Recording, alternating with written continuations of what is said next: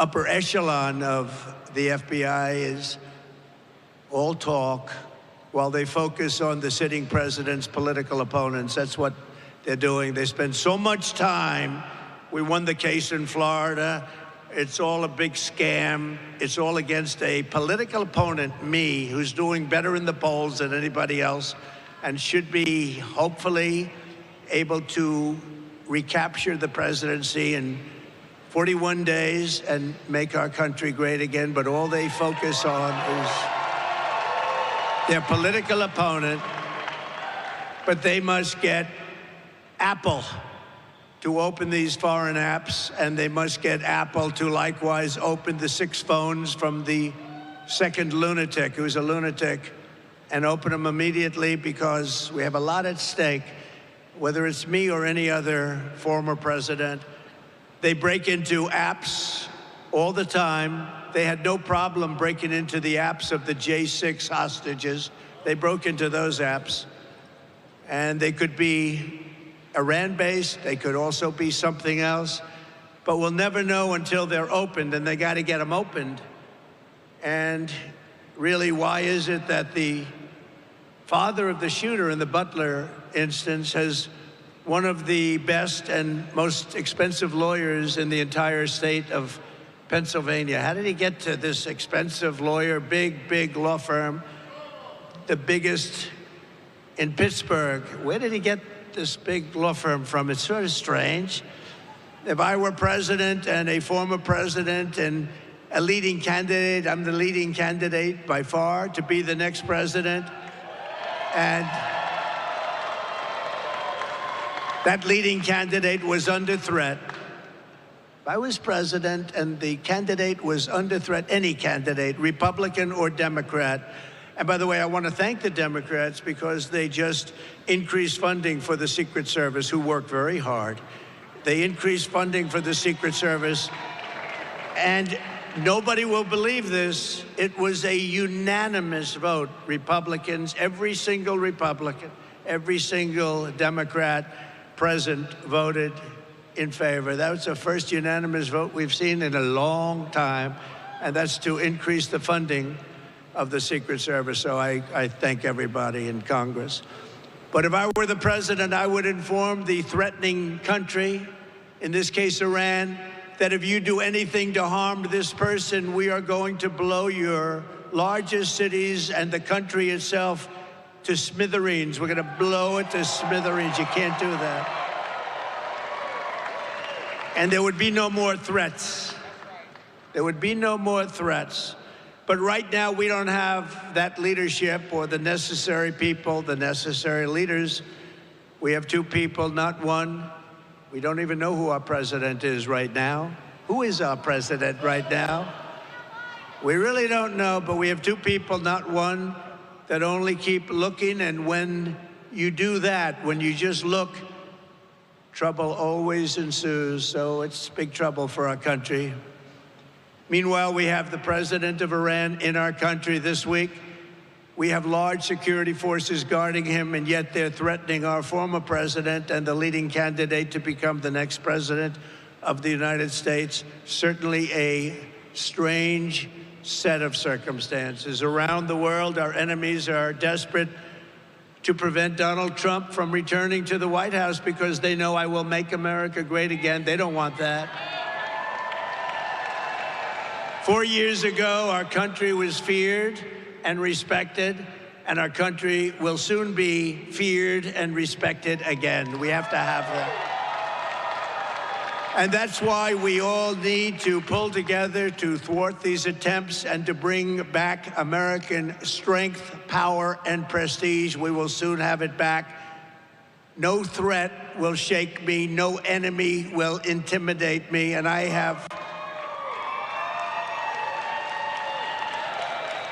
have never been more determined than I am today, and I will never back down in my fight to make America great again, which is what we're doing.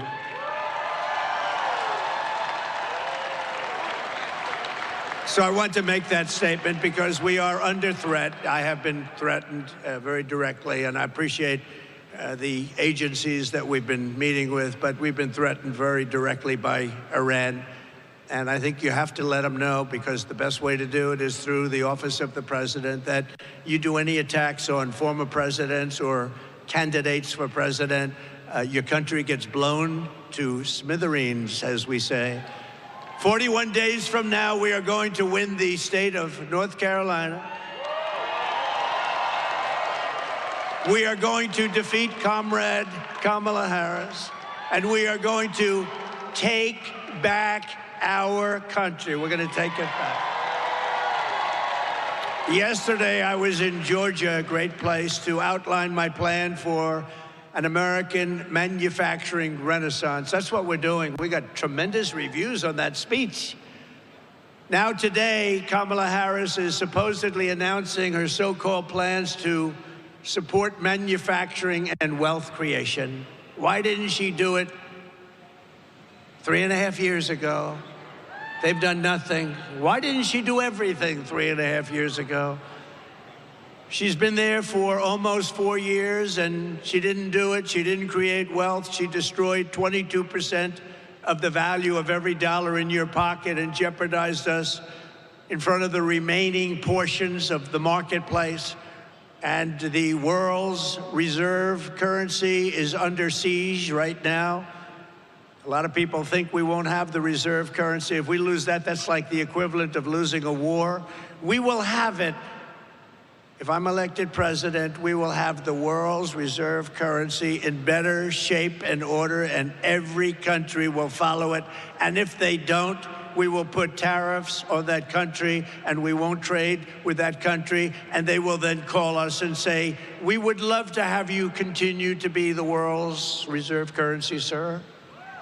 So easy. It's so easy, but you need the right messenger. You need the right messenger. She didn't support domestic manufacturing. She killed 24,000 U.S. manufacturing jobs. In the last month alone, we lost 24,000 jobs. You know, there is a reason for the interest rate cut from the Fed. Big part of that reason is that our economy is doing really, really badly. Kamala goes to work every day in the White House. Families are suffering now. So if she has a plan, she should stop grandstanding and do it. Just do it. You have a few months left. Do it. Do it. You have plans for the border? Do it now. You know, you don't need anything at the border. All you need is the President of the United States to say, the border is closed. I didn't have anything. I had only a good thought process. I closed the border. I built hundreds of miles of wall, and I got Mexico to give us thousands of soldiers to guard our country so people didn't come in. And we had the safest border in the history of our country. I didn't need to have a document. I was president. I said to the Border Patrol, nobody better than the Border Patrol and ICE and all of the rest, law enforcement in this country, of which I have the endorsement of almost every single law enforcement group. But Kamala should have closed the border years ago, and we wouldn't have hostile takeovers of Springfield, Ohio, Aurora, Colorado, where they're actually going in with massive machine gun type equipment. They're going in with guns that are beyond even military scope, and they're taking over apartment buildings. They're taking over real estate. They're in the real estate development business. Congratulations. These are, in that case, people from Venezuela, young street gang members that were sent here by the Venezuelan government. You know, crime in Venezuela is way down. Crime all over the world is way down, except here. I was right in the debate when David Muir kept interrupting me over and over and over again. And he said to me, when I said crime is way up, it's rampant because of what's happening in our country. And he said, no, crime is not up. That's a mistake. Crime. Well, the following day, the Department of Justice announced the crime figures up 44%, up much more than that in certain categories. But I haven't gotten an apology. No vice president in history has done more damage to the United States economy than Kamala Harris. She has no idea what she's talking about on economy, or really, no vice president in history has done more damage to the United States economy than Kamala Harris. She has no idea what she's talking about on economy, or really on anything else. If you watched Oprah the other day and you watched those answers, you wouldn't even be thinking of her for president of the United States, because we had 4 years of that, and our country can't take 4 more years of that, I can tell you. But twice she cast the deciding votes that caused the worst inflation in maybe 100 years. She abolished our borders and flooded our country with 21 million plus illegal aliens. They came in from all over. Think of it. They came from prisons and jails. They came from mental institutions and insane asylums. They're terrorists. They're criminal street gangs. They're MS-13. We took millions of people like this into our country, and we're going to get them out, and we're going to get them out fast, I can tell you. No country can survive that. No country can survive it. But ask yourself, is anything less expensive than it was 4 years ago? Where are the missing 818,000 jobs? Remember, they said 808, they were fake jobs, and they thought they'd be caught, but they thought it was going to be after the election, not before the election. They had a leaker, thank you, Mr. Leaker. They had a leaker who leaked the fact that they falsified the numbers. Nobody talks about it. The press refuses to write it. We don't want to hear Kamala's fake promises, even something like she worked very long and hard hours over French fries at McDonald's. She never worked at McDonald's. It was a fake story. It was a fake story. The press now refuses to write it because it's so, you know, there's a very simple one. She said she worked at McDonald's and she didn't. Not highly sophisticated, not complicated. It was a lie. She never worked at McDonald's over the hot French fries. I think I'm going to a McDonald's in 2 weeks, actually, and I'm going to work the French fries, because I will have worked longer and harder at McDonald's than she did if I do that even for a half an hour. So we want to hear an apology for all of the jobs and all of the lives that she's destroyed. Think of it. They created 818,000 fake jobs so that the job numbers would look better. But they got caught before the election. They were going to announce it after the election that it was a mistake. It wasn't a mistake. It was fraud. And the Attorney General should look into it, because nobody's ever had that kind of a mistake before in this country. 800, almost 1 million jobs, a mistake. But she got caught. So I just, sometimes these whistleblowers and leakers are okay with me. Kamala Harris is a one-woman economic wrecking ball. And this November, the people of North Carolina are going to tell her we've had enough. We can't take it anymore. Kamala Harris, you're fired. Get out. You're fired. You did a lousy job as vice president. Look, Joe is the worst president in the history of our country. Jimmy Carter is the happiest man because the Carter administration, by comparison, was totally brilliant. And Kamala is considered, and if you go back 7 weeks, was considered the worst vice president in the history of our country. And now she wants to be president. We can't let it happen. And she's a Marxist. We're not ready for a Marxist president, and we never will be. North Carolina was once the beating heart of American manufacturing. I know it very well. I was here many times to buy furniture for buildings. I'd come and I'd look, and there was nobody like the Craftsman of North Carolina. It was filled with companies like this one, and known everywhere for its incredible craftsmanship and skill. I know from personal experience, though, that I was a big buyer. I bought a lot of things here. That there was no place for furniture in particular like North Carolina. You were the furniture capital of the world, but now so much of that business has been stolen from you, and it's made in China and other places. And by the way, it's not as good. The quality is nowhere near. You made furniture. You bought a chair. It was good for 30 years. You buy some of these chairs that they sell you now, they break after about 2 months. People are laying on the floor, suing you for giving a bad chair. Then on top of it all, our government keeps them out. Then on top of it all, you get sued because they fell out of a chair at a hotel. Boy, oh boy, you made the best product. You made the best furniture. After the twin betrayals of NAFTA, which I ended, and China's entry into the WTO, World Trade, North Carolina lost over 300,000 manufacturing jobs quickly, including 60% of its furniture manufacturing jobs, and that number was going up until I came along. No one in Washington ever cared until me.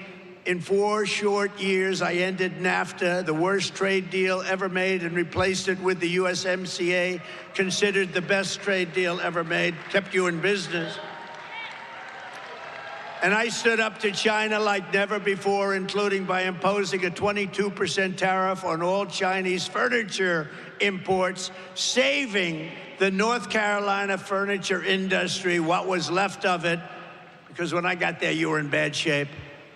But I saved the rest of the industry from total obliteration, just like Glenn said here. This building was an empty hoaxer until you put tariffs on, and now it's thriving, and a lot of people working here. It's a beautiful, beautiful site, beautiful place, great-looking product. Almost overnight, we reduced Chinese furniture imports by 25%. And I just want to say to North Carolina, you're welcome. Get out and vote for Trump. That's all I ask. I don't ask much. Vote for Trump, right? These beautiful women are from North Carolina. They have been following me all over the United States for years. This is number 232, and this isn't a rally. This is just a gathering of business people, just letting them know how well we're doing with all of the things that we're doing and how well we're doing in the polls. We're doing very well. We're leading in North Carolina by nice numbers, I think, but the real story is now being told because you're hearing the story. But these women have followed me all over. Their husbands are great people that put up with them. They are all over. Look how beautiful they are. And they follow me to California. They follow all over the country. And now finally we're in North Carolina, so you don't have to go so far. They live about 20 minutes away.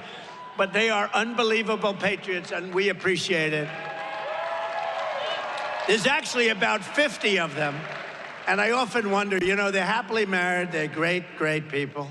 They're happily married. But boy, their husbands, I say, darling, I'm leaving for a couple of days. We're going on. He's going, you're going to watch him again? But we love you and we appreciate it. And above all else, they're patriots. They want to see our country get better. So thank you very much. Thank you very much. So to the workers of this state, when you hear Kamala Harris attack my tariffs today, you wouldn't have anything left in this state if I didn't do what I did. This building would be now shuttered, closed, empty, no jobs, and now it's thriving. We're going to do the same thing on a very large scale for our country.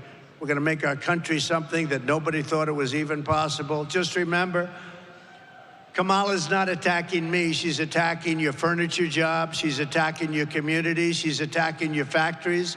And she's trying to send all of those jobs to China with everything else. And we're not going to let that happen.